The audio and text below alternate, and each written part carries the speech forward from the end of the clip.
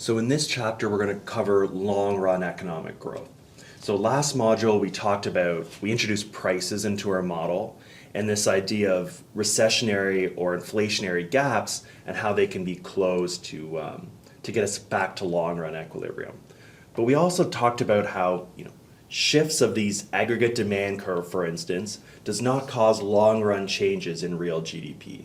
We're always kind of brought back to that Y star, that potential output. And long-run changes in real GDP were only going to be due to that Y star moving to the right. And so that's what this chapter is all about, or this module is all about. We're going to cover a couple different theories about what causes that Y star to change. So neoclassical theories, so older theories, and then we'll cover some more modern ones. And that's the idea behind this chapter. So the key here is that changes to Y star are a really powerful method to increasing living standards.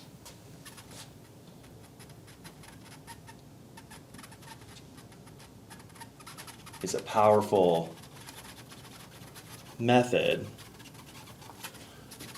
of improving living standards.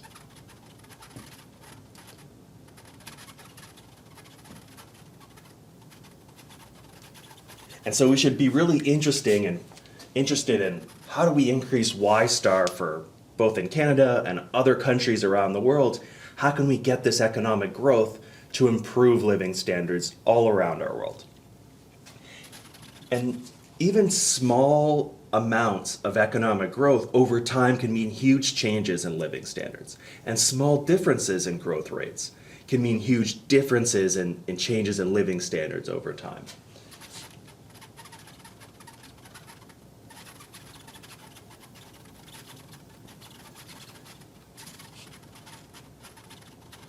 So even small changes in Y star can cause substantial increases in living standards.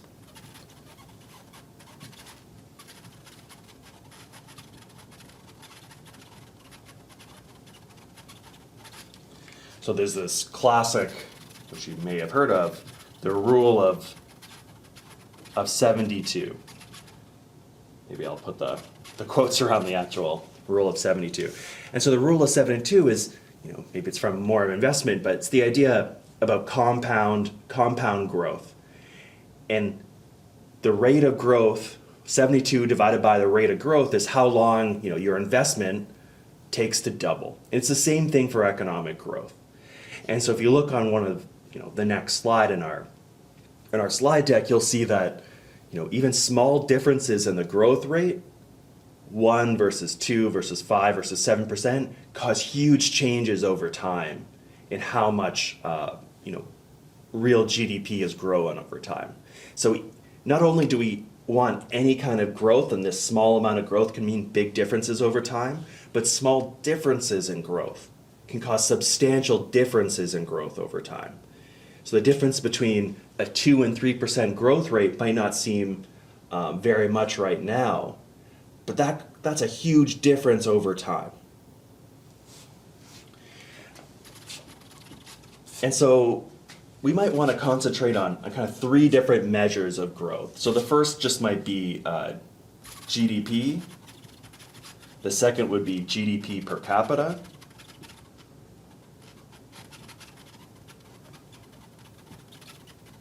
And the third is GDP per worker.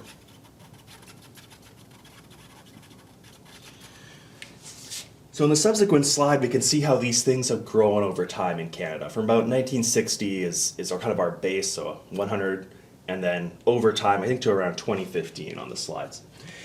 And so GDP could be growing for a number of reasons, right? I mean, just the number of people in Canada could be increasing, and so our output in general is increasing, but that doesn't mean that our living standards necessarily might be going up. But then if we take GDP and we divide it by the number of people, we see that GDP per capita is going up in Canada over time, and quite substantially. So the average output per person in Canada has been rising. And if we really want to concentrate on what we might see as one of the main factors of growth, which is kind of hinted at earlier in one of our modules, if we want to concentrate on productivity, we could see GDP per worker.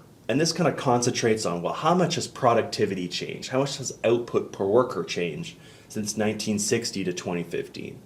You could see maybe a substantial increase in productivity of Canadian workers. And productivity is going to be really key for economic growth. It's going to be one of the drivers of economic growth.